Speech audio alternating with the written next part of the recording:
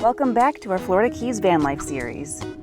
We've been slowly making our way down to the Keys with the goal of discovering if the area is friendly for van lifers, after hearing that it isn't, and experiencing the area on a low budget. Today our adventure continues as we finally arrive at the end of the road in downtown Key West. We'll take you along as we get caught in the middle of a crazy storm, visit historic Fort Taylor, take a walk down the famous Duval Street, and once again go and search for some free overnight parking. If you haven't already, we hope you'll hit that subscribe button and join us for the ride.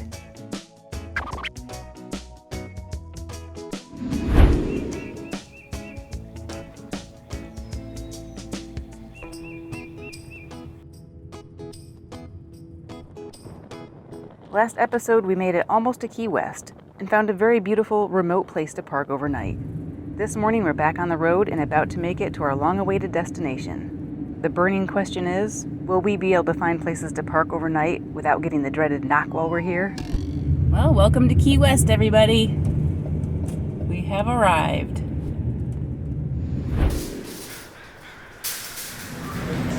Filling up on some water while we're at Publix. We saw Publix as we were driving into town. We decided to stop for water and ice.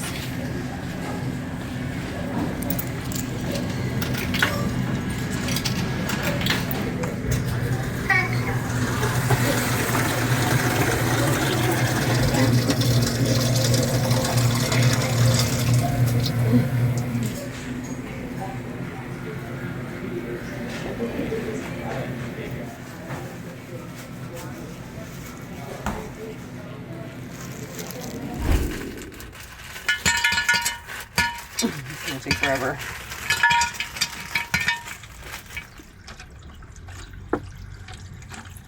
Alright, so then we got some ice cold drink, and it'll help keep the fridge cold. Alright. For those of you who are new to the channel, we've been using our fridge more as a cooler because we've had too much trouble running it with our EcoFlow Delta power unit.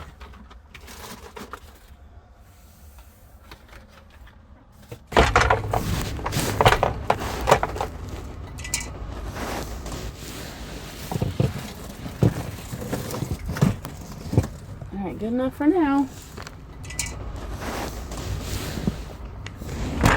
So here we are, downtown Key West, just crossing over the famous Duval Street. In 600 feet, turn right onto Whitehead Street. Hello, how are you? Good, how are you doing? I'm all right, thank you.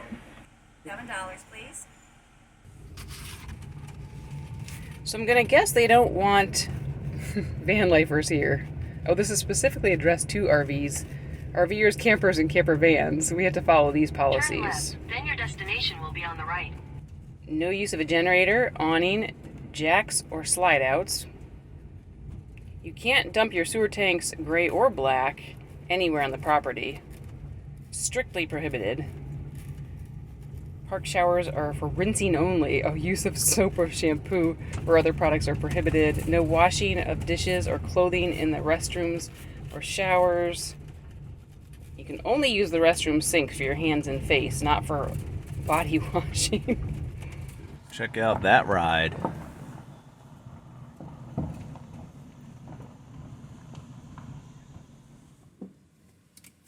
Not a bad little spot to have breakfast. Time to make the breakfast.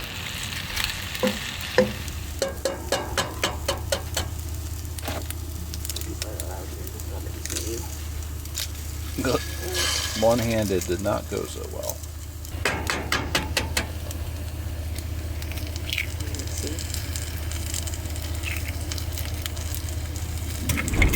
Breakfast is ready. A little bit of an egg wrap with a side of sausage. Like an egg burrito, perhaps? Sure. I think I've seen that shirt before. Yep, I wear the same shirts multiple days. Alright, breakfast with a view time.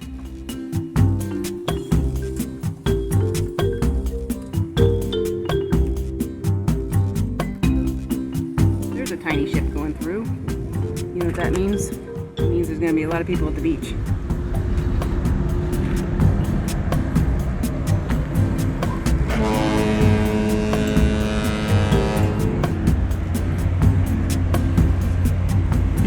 Alright, let's go see what this park is all about.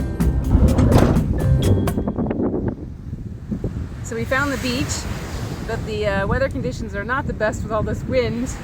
This beach is supposed to be one of the nicest in Key West, but it'd probably be a lot nicer if it was calm and the water was more clear right now. This is a really rocky beach. So you see all these people? Most of them are probably from one of the cruise ships. Look at all the little different treasures that wash up from the ocean. Some kind of sponge. Something else.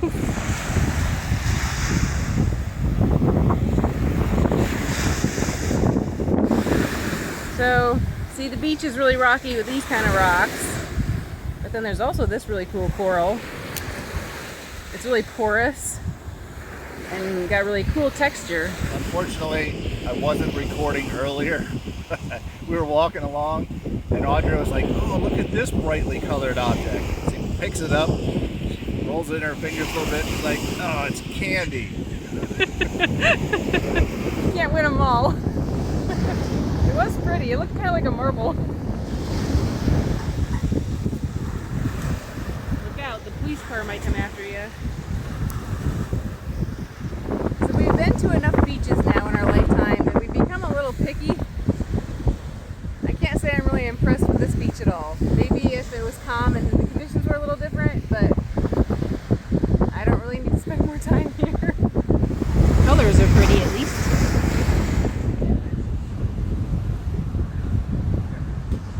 So they have a nice little cafe here, bathrooms, free Wi-Fi, and a place to sit outside.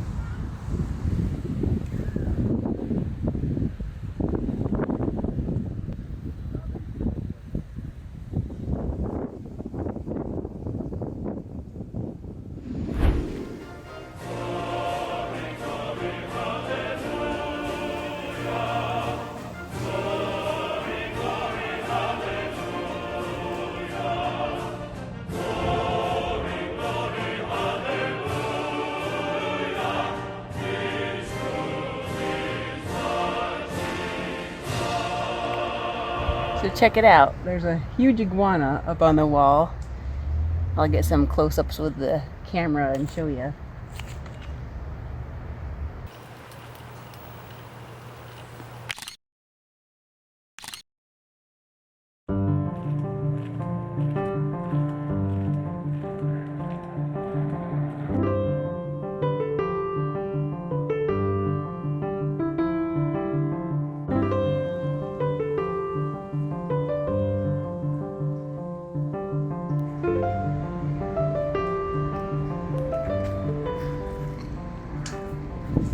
We're here at Fort Taylor.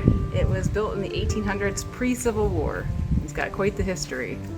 On the southern edge of Key West, Fort Taylor predates the Civil War and is a National Historic Monument housing the largest cache of Civil War armament in the world. The fort played important roles in the Civil War and Spanish-American War.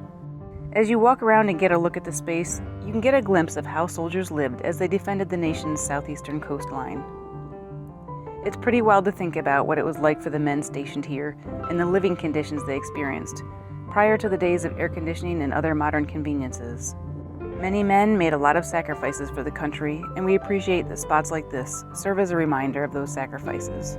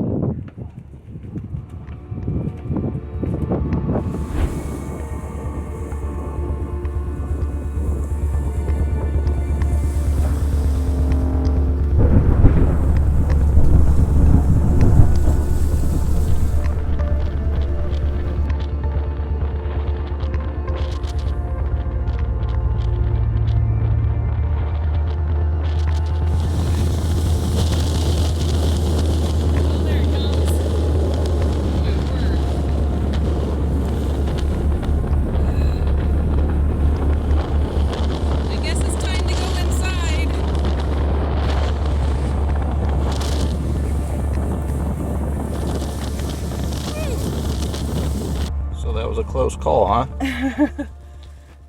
I could see the rain coming, and then I turned this way, and it was so crazy to see like all the sand blowing this way. It didn't hit me at all out there. So then I tried to wait for it to pass before coming back to the van. It is awesome out there.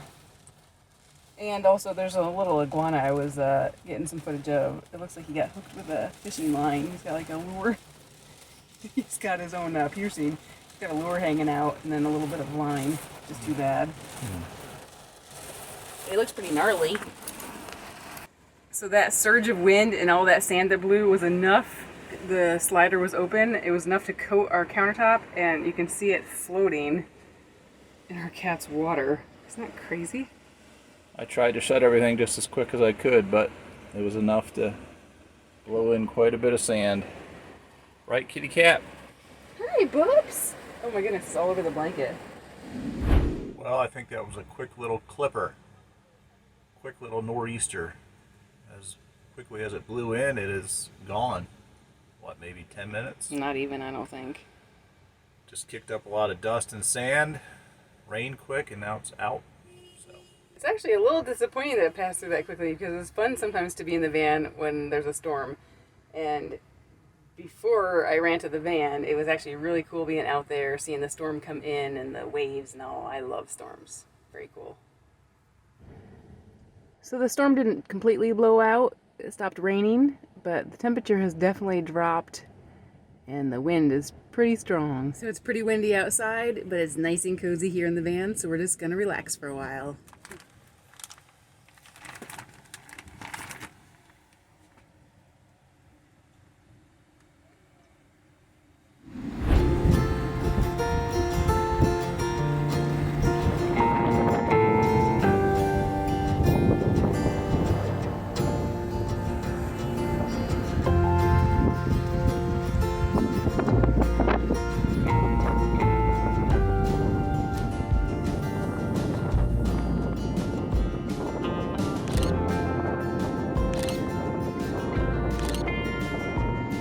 So we finished watching the sunset and we had to get out of the park right away.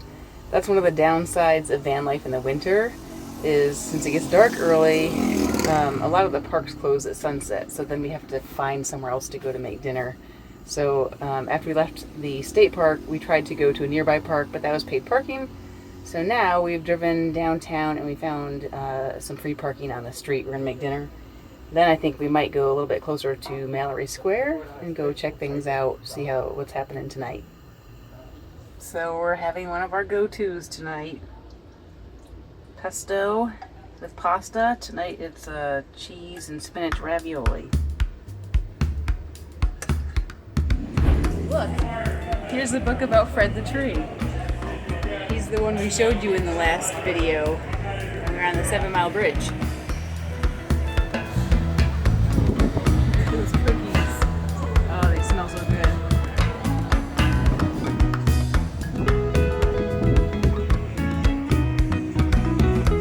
There's no shortage of tourist shops, attractions, restaurants, bars, and live music in Key West. If you're like us and don't like to spend a lot, there is still plenty to see and do as you stroll around town.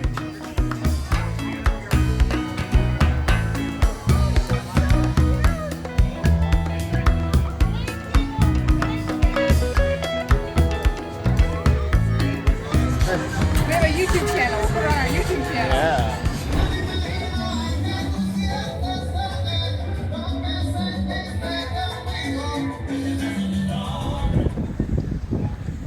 So we're here at Mallory Square, and it's pretty much a ghost town.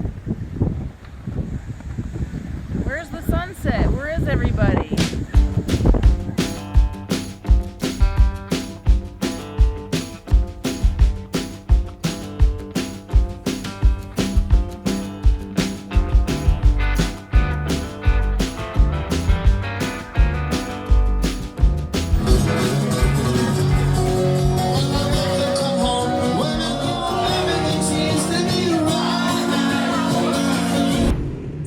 For a place to park now for the night.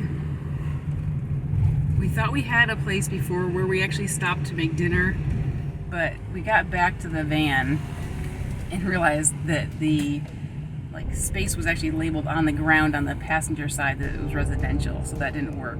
Even though it was a perfect mix of residential and commercial, we thought it'd be great. So now we are just looking for another spot for the night. One of the main challenges of van life can be finding a suitable parking spot for the night. You want to avoid the dreaded knock and any other shenanigans. There's a house that's all closed up, so we're hoping it's okay. We found this spot behind another van lifer, but it was by this weird abandoned looking house. Even our cat wasn't sure what to think. You'll have to tune in next week to see if we made it out alive. But then, how did we record this voiceover? So, spoiler alert, I guess.